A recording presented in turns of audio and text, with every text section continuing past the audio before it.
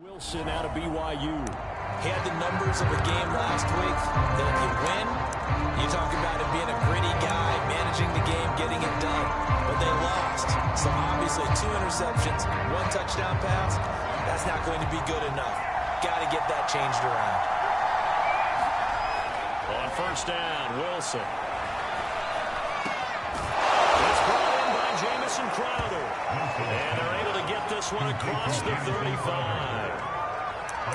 And Crowder's now in his 3rd year with the Jets after 4 in Washington. A dependable route runner. He makes a nice catch there.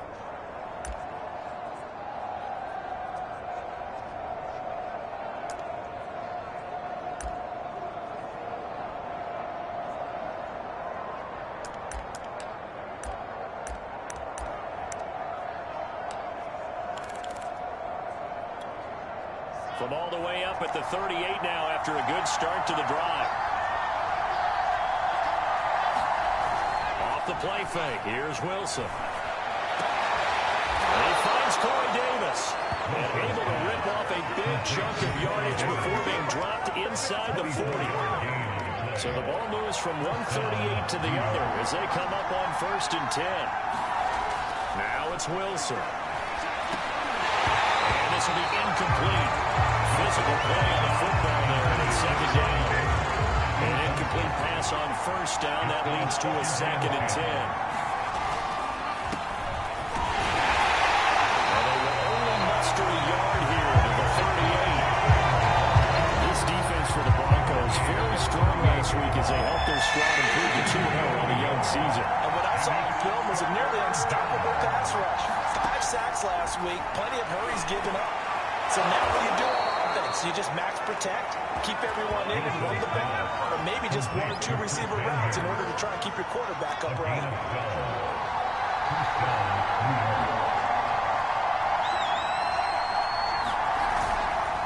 This is Freeman on 1st and 10. And just no chance of turning the corner. He can only get back to the line of scrimmage. 2nd and 10 coming up. CD, you take a look at this draft class from this offense, and they went defense with their 1st-round pick. Yeah, and you and I both know there were a lot of good players on that list, but this was a defense that was in need of an infusion of youth and speed, and that's what they got. And they've got it inside the 10 at the 8. His passing's been on point on this drive, hasn't it? Been very accurate, gotten the ball downfield, gained nice chunks of yardage, but now, in this situation, the field is really condensed, partner. So if he's going to throw the football, that would be pinpoint here. I was going to ask you about that. Field shrinks, has to be sharper, but it's been a good opening drive so far. Now they just want to see if they can cap it off with the bell ringer and put it in the end zone. Back to the running game. It's Freeman. And now a whole lot there. He does get a couple, taking it from the 5 down to the 3. Trying to finish on this opening drive. From the 3, this is 3rd and goal. Freeman again. And he'll keep working toward that end zone as he's down to about the 2-yard line. Only a yard that time, so now a decision to be made here on 4th and goal. Well, they certainly had success throwing the ball in this drive, and not as much running it as we just saw once again on that last play. Stopped after a very short gain. But I wouldn't abandon the run totally, because otherwise, pass rush is just too loud on your quarterback. It makes it very, very difficult for him in that situation. Freeman unable to get free here on 4th and goal. And on the opening drive of the ball game, the defense comes up with a goal line stand. The Denver offense ready to take over for the first time. Get a look at their 8th-year quarterback. His 1st season as a Bronco, though, Teddy Bridgewater. Now a first carry for the former Tar Heel, Javonte Williams. And he gets this up just shy of 15.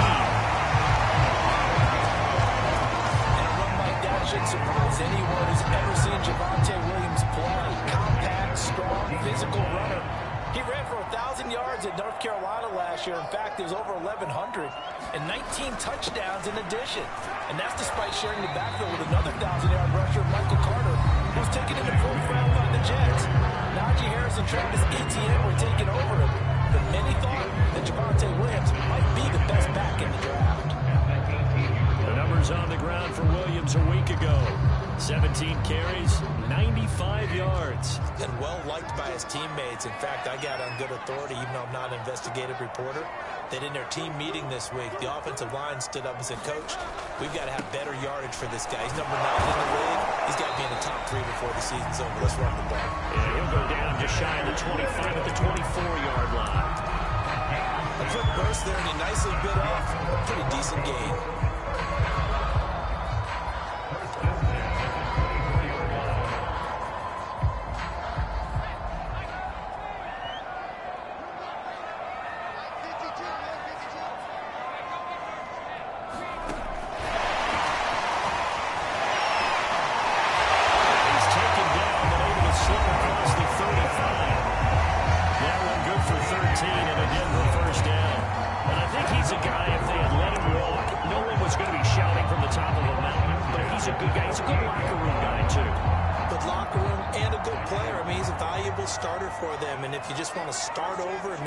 Someone new, the learning curve might be a little bit big, so it's a good job by getting him taken care of, and now they can move forward. We're scoreless after 1. So here's a 1st and 10 at the 38. Out of the pistol, here's Williams. And a good swarm to the football defensively as they get him down at about the 40. The linebacker, C.J. Mosley, in on the stop. Oh, that's a real nice job there by the defense in front. They just engaged and held their ground. But how about the guy who made the play? We often talk about whether they take a good first step or not. Many times you just don't take any step. Just get your feet moving, get your body going, and then once he made the read, he was able to make the play. Now left side, the completion is tight end. And he's going to be out of bounds, but not before he takes it inside the 40. And there's completion to the tight end. And look at the size of these players nowadays. In that spot, 6'4", 6'5", and up. A lot of guys used to be basketball players, somehow came back to football. That's really good for the game of football. You're getting better athleticism, great hand-eye coordination, guys who know how to control their bodies when they run their routes. And he'll work this forward for about 3 at second down. Yeah, I don't know if it's exactly a win-win, but if you're on offense, you'll take that kind of a run, all right? It was kind of stacked up, found a little bit of yardage, and frankly, they're pretty close to staying on schedule on offense. The playbook is still open for the coordinator. Williams going to get it again on second down. And brought down, but not before they're inside the 25. They're getting ready to go to work now. Prime real estate after that last run. Found his spot. Picked up nice yardage, didn't he? And now he's got him knocking on the door of the red zone. They go play action. Bridgewater. He finds his man. Complete. It's back. And they'll work it inside the 15-yard line before it's all said and done. From the 13 now, they work on 1st and 10. Now a handoff. Here's Williams. And he's into the end zone for a Denver touchdown. Javonte Williams, his 4th touchdown on the year. And the Broncos go coast to coast and finish the drive off with 6 points. A solid blocking up front from the guys on the offensive line allowed him to get in for the touchdown. Yeah, some might say that the guys on the offensive line were in concert. I used to have a coach who called it marrying up, meaning when you get on a guy, you just stay right there. Each guy has his own assignment that allow the runner to make the big move towards the end zone.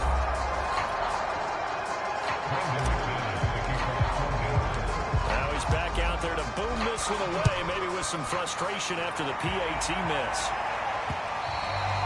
And you combine a big leg with a mile-high air, and there's the outcome. This will sail out of the end zone for a touchback. Back onto the field come the New York Jets for their 2nd drive. And last time out, went for it on 4th down, turned it over, gave them great field position. 6 points, so they've got to recover here, Charles. It's amazing what one decision can do in the chain of events, right? The decision to go for it on 4th down caused every bit of it, but it showed confidence. Hey, I've got confidence in you guys. Go pick it up for them. Didn't happen. Also showed confidence in the defense. They didn't pick up their end of the bargain, so now they've got to come back out and start over and rebuild that confidence.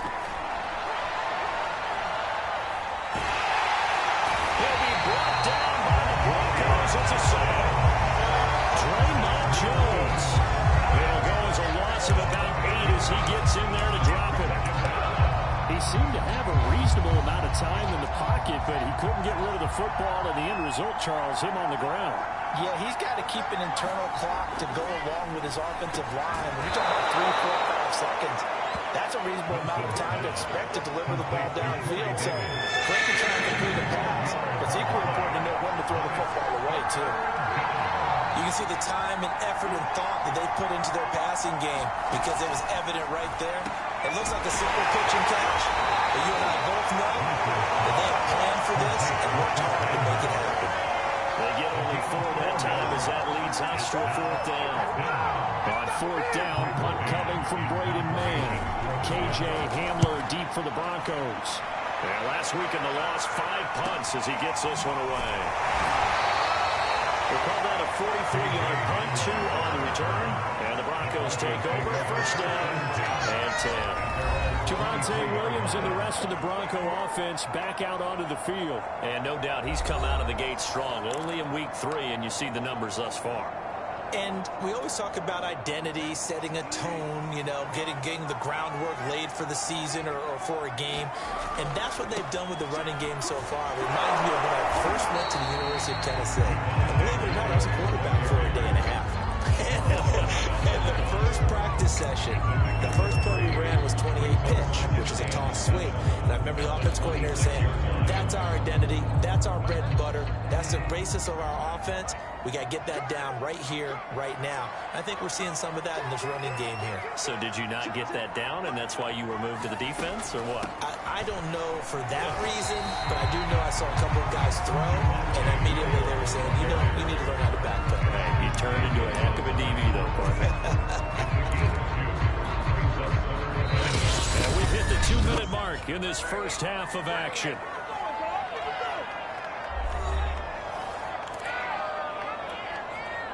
Coming up at halftime, I'll go from one personality, that's you, Charles Davis, to another one in Orlando, the coach.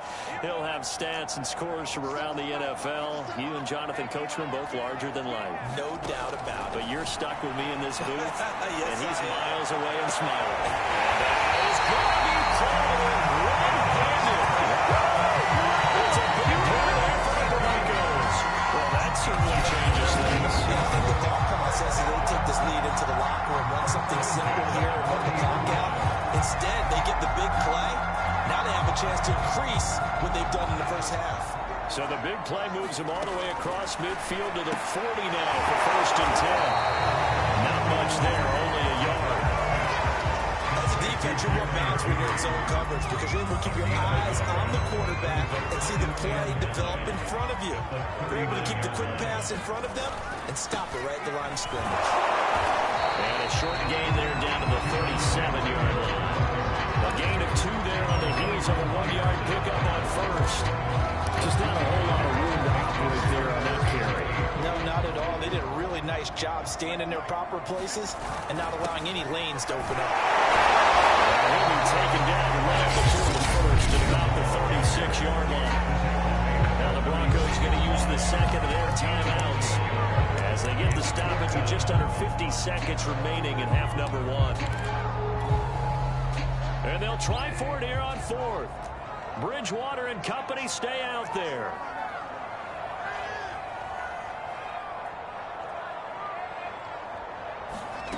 Throwing is Bridgewater. He's got it complete to Corbin Sutton. And inside the 20 before it's brought down. And that's a big pickup on the 1st down. And you know that all week, both sides of the ball, offense and defense, are going through every situation. And in this case, the offensive guys had the right play dialed up because defensively, you work on 4th down situations as well. And deflating for the defense. They can't get the stop here. From the red zone now, Bridgewater. That'll be incomplete. We do have a penalty flag down, however. Let's see what that's about. So the pass incomplete in the end zone, but contact and pass interference. And now where does the ball get placed? At the 1-yard line. 1-yard line. They gave up excellent real estate on that one. That's going to work really, really well for the guys who threw it.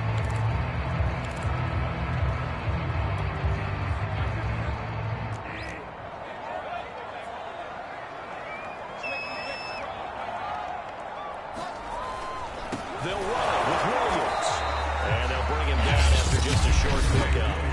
Now the Broncos will use their third and final timeout as that gets to go in this first half.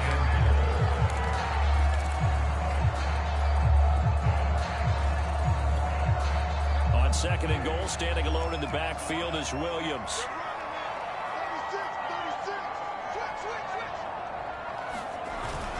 They'll give it to him up the middle. And he is unable to get in. They stop him at the line of scrimmage. So we reach halftime here, and we will skip the highlight show this week. Get right back to this Week 3 matchup. Broncos with the lead, and they will be receiving this kickoff here as quarter 3 is underway. K.J. Hamler returning it. And out a little across the 25 to the 27.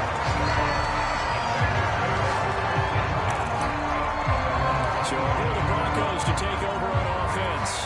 They've won 2 straight, and they lead this one as well as they come up on 1st and 10.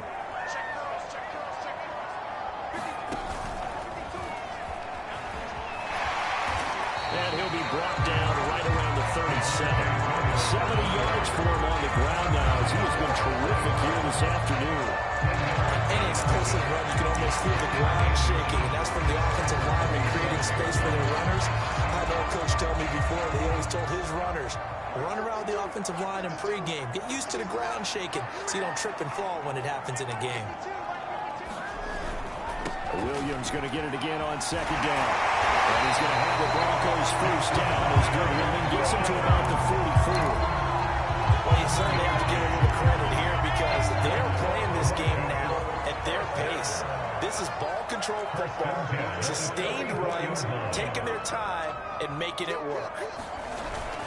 Now a man who's been busy this afternoon, it's Williams. It's a 7-yard carry to set them up with a 2nd and 3. Well, no matter how they phrase it, staying on schedule, staying ahead of the sticks, whatever you want to call it, 7 yards on 1st down, that fits the bill. 2nd down and 3.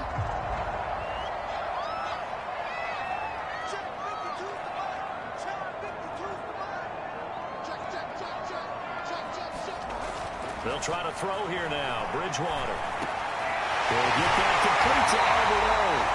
And that's going to be another 1st down as the tackle made at the Jets' 37. And this offense can get their tight ends involved. They can move the football. Here, a nice route, able to look it in, and picks up the 1st down.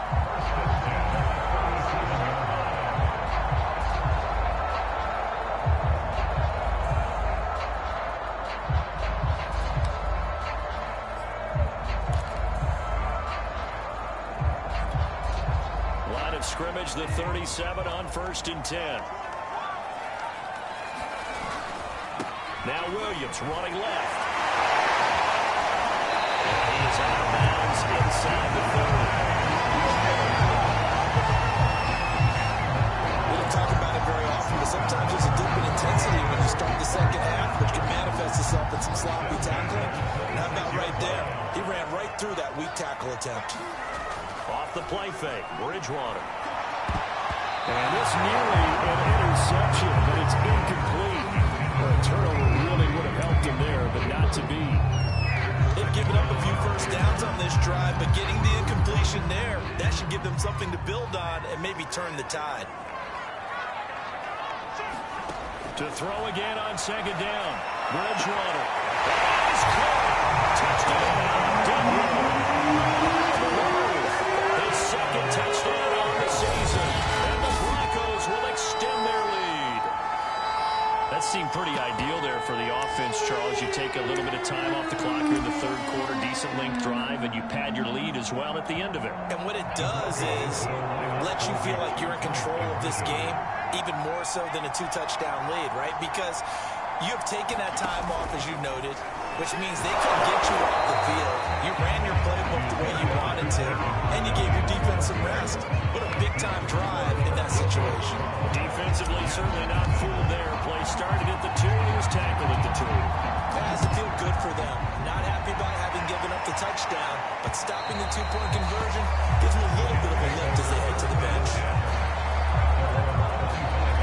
Here's the Jets offense now getting set to start off this third quarter. And their deficit a little wider than it was at halftime. Does that touchdown a minute ago change the thinking here at all? I think it does, at least a little bit, because now urgency has to start setting in. You can't go out there and go 3 and out and run the risk of falling behind substantially, but you have to do it without pressing, because pressing, that leads you to bigger errors. So after the run for no gain, here's 2nd and 10. Wilson.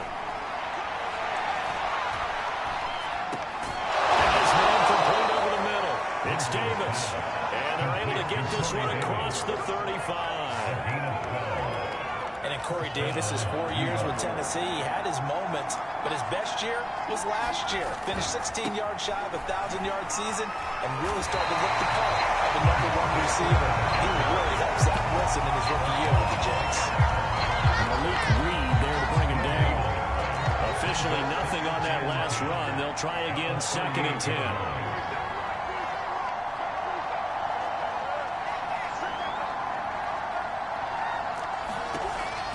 It's Wilson. Right side, it's Manhurts, the tight end. Let's not quibble about the gain there on 2nd down. That was a positive play because that was a take-what-you-can-get situation. Got out to the tight end. Now it gives a much better opportunity to convert on 3rd down. On 3rd and 1, Wilson. And this is going to be incomplete. He's had trouble finding open receivers all game, CD, and that's because really there hasn't been many. This defense has been all over it. Yeah, they're one of the better defenses in the league, and every time I talk to someone around the NFL, they all say the exact same thing. They're so fundamentally sound, it's hard to execute against them. And you can't do it much better than that. This ball kicks out of bounds at the 4-yard line. They decide against going for it on 4th and 1, maybe to the dismay of their offense, but hey, a nice consolation prize down inside the 5. Nice consolation prize indeed. So maybe the offense is upset, but they showed confidence in their defense by punting it away. And he's going to take this up past the 10 to about the 11. 101 yards rushing for him now to this point. I think they're ahead of schedule now after that run. They might be bold with this 2nd down call after that type of a gain. A good run, got 7 on 1st. Here's 2nd and 3. Maybe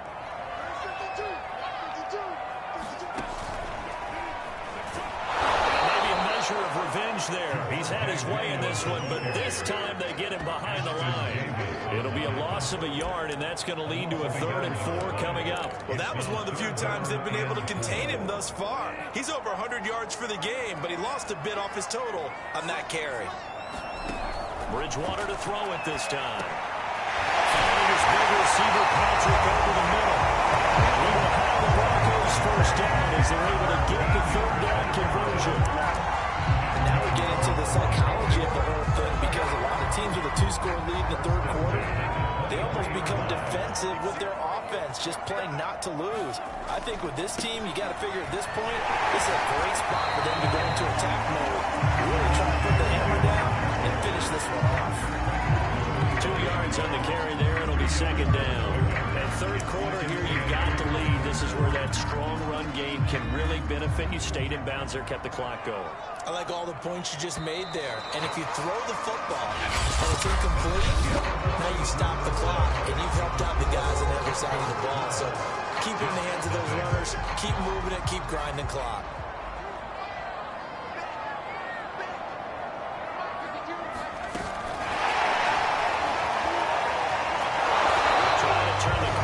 String him out and stop him at the line of scrimmage.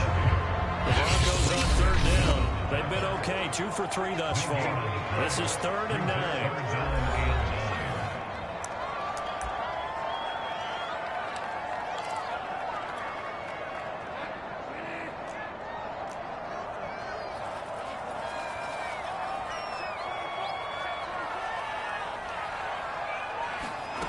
To throw is Bridgewater. He's going to fire one deep, middle of the field. And got his man complete. All going to have is across midfield and inside the 45. It's a big play there for the Broncos. I'm pretty sure any quarterback will tell you it's nice to have a tight end that can stretch the field. And how about him right there, work working in the heart of the defense, and they connect on a very nice play downfield, a combination of talent and toughness to go into the briar patch. And he gets it inside the 35 and just shy of the 30. We're seeing the effect that runs like that are starting to have on this game. They're a little bit slower, that front seven, reacting to the football, almost like body blows in boxing, slowing them down, and they're really starting to take over in this game. Give him 5 on the carry there, and it'll be second down. That's one to warm the hearts of all those old-school football players, isn't it? Tough, hard, gritty run, got behind his pads, bowled over a few people. Look at that one, right up the gut. Saw him through 3 quarters, no reason to lighten up now.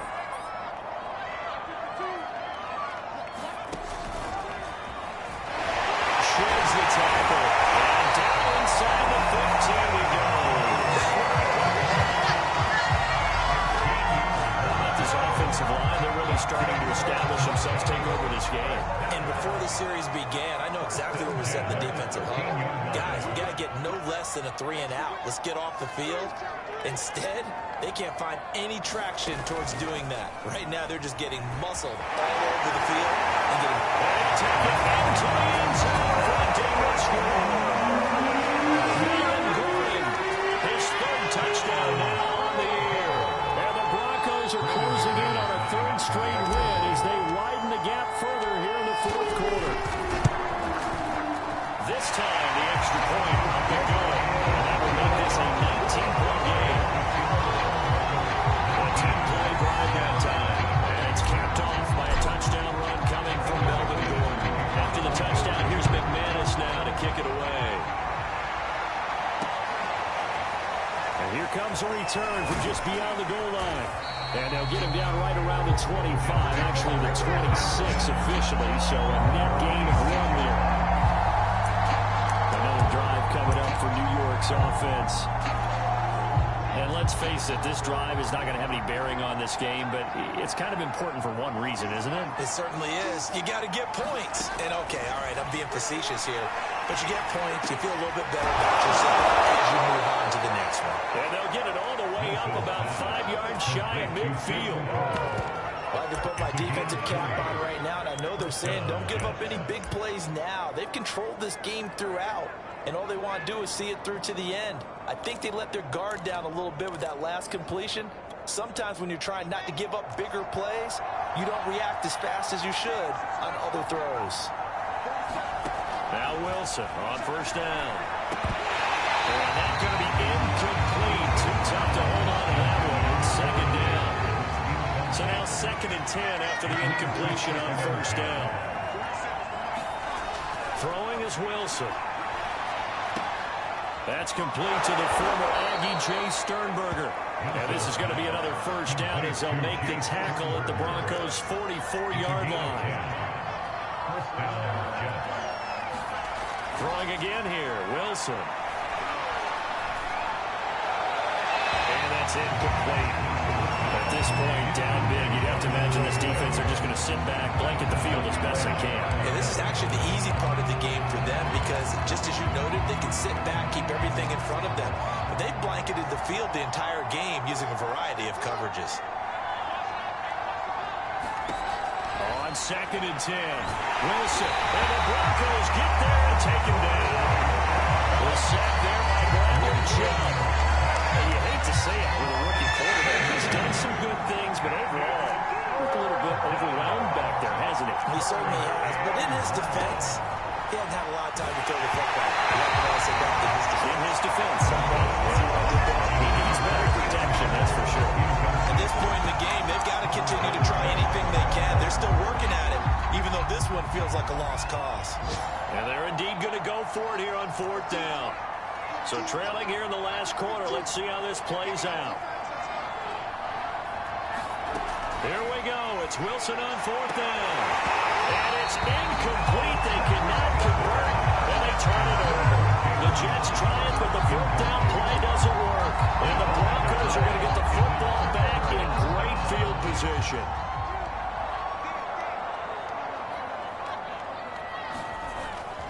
Now a first down carry. It's Williams. And they're going to stop him right at the line of scrimmage. Just no cutback lane to be found whatsoever. 2nd and 10. And they'll try to squeeze in one more play here before the 2-minute warning.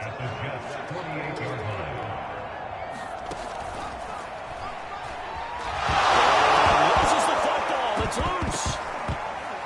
And it's scooped up by the Jets. And the return comes to a halt right at the 44-yard line. So it's Jets football as we get you reset here. They've got a 1st and 10 as they search for a late score. Following the fumble recovery, it's Wilson. Look at this, middle of the field, a breakaway. And the way in, touchdown, New York. Keelan Cole, his 2nd touchdown on the season. And the Jets are finally on the board here in the 4th quarter. Point after, right down the middle. And they're able to cut this deficit down to 12. Well, the offense wasn't out there for a long time, but they were out there for a good time. One play, and they're able to hit pay dirt. And the Broncos are going to get the football. They knew they needed a miracle. They had to have that onside kick. They didn't get it. Well, as we knew, even before they put the toe to the leather on that one, their chances of getting that done, slim and none. And I do believe we saw Slim just leave the door, didn't we? We did indeed. I think we're down to none. Now a run on first down is not going to get off the ground as they will get him behind the line of scrimmage for a loss of 3. A 3-yard loss to start the drive. They'll look to make that up and then some on 2nd and 13. Again, it's Williams. Now the Jets going to use the 2nd of their 3 timeouts as they'll head to the sideline and talk over what to do next.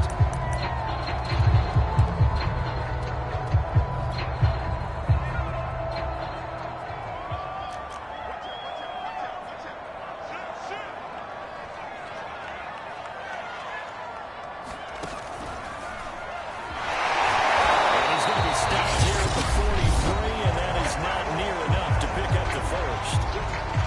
The Jets going to go ahead and use their final timeout as they'll get it with just over 90 seconds to go in the ballgame. And with things looking pretty good on the scoreboard, they're going to keep the offense out there and go for it here on 4th. Bridgewater. And intercepted. Maybe the turning point they need. Picked off by Bryce Hall. And the Jets are right back in this football game. So they elect to decline it. And why not? Just go ahead and let the play stand, and they'll take that. So the special teams penalty cost some yardage there as they come out on 1st and 10. Out of the gun, here's Wilson. I'm not sure he saw the linebacker there as that's batted down and incomplete. Passing lanes, tough to come by with so many defensive backs on the field here late in the game. And it's not just the number of bodies, it's their quickness and their agility that makes it tough to complete a pass. To throw on 2nd and 10.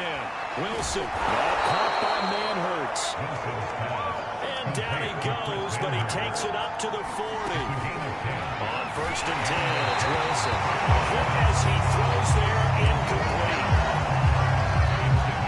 That's certainly not the worst thing. It stops the clock and lets your offense catch its breath and lets us exhale a little bit. Now I expect them to call a couple plays in the huddle, so they're ready if a tackle happens in bounds.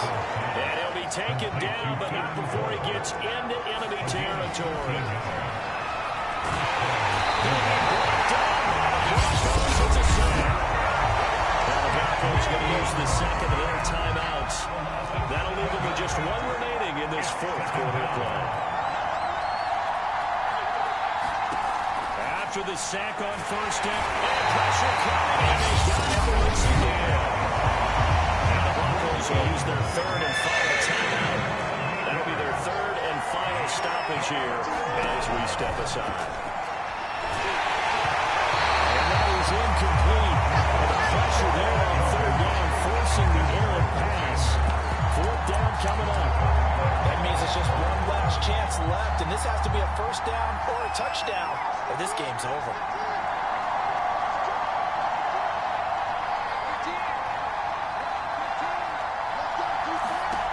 Fourth down. Here's Wilson. And it's incomplete. They cannot convert.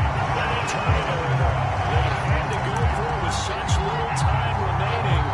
And the Broncos are close to finishing off this football game.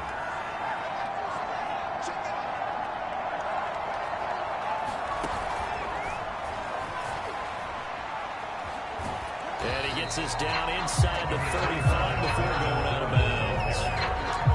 Give him 3 on first down. It'll set up a 2nd and 7.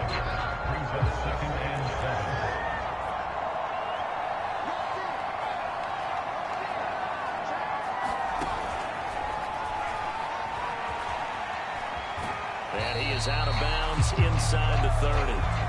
Call it a gain of 5 there on the run, but they'll remain a yard or 2 short here with 3rd down coming up. Charles, why didn't they just take the knee there? You're asking the question that I'm asking as well, because we've seen a lot of football where coaches decide maybe they get a little greedy. I don't know if they're doing it for stats or for what reason. We've seen it happen in college and happen in the NFL. The miracle in the Meadowlands. All they had to do was take a knee and the game was over. The Giants ran it one more time. Ball popped free. Philadelphia picks it up and wins the game. What year was that? 1978. I think it was in November.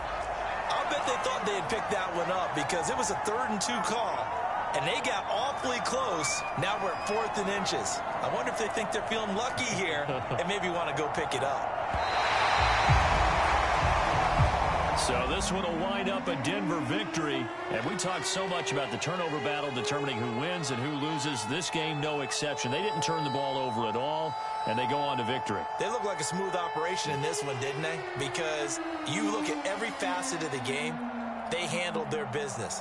Offense took care of the football, converted it into points. Defense took the ball away, gave it back to the offense. Special teams, right there with them. That's the type of game a coach is going to really love and value. And when they show the film, they have to be careful not to give out too many kudos and kill their motivation going forward. So for Denver, it's an ideal start as they move to 3-0 now.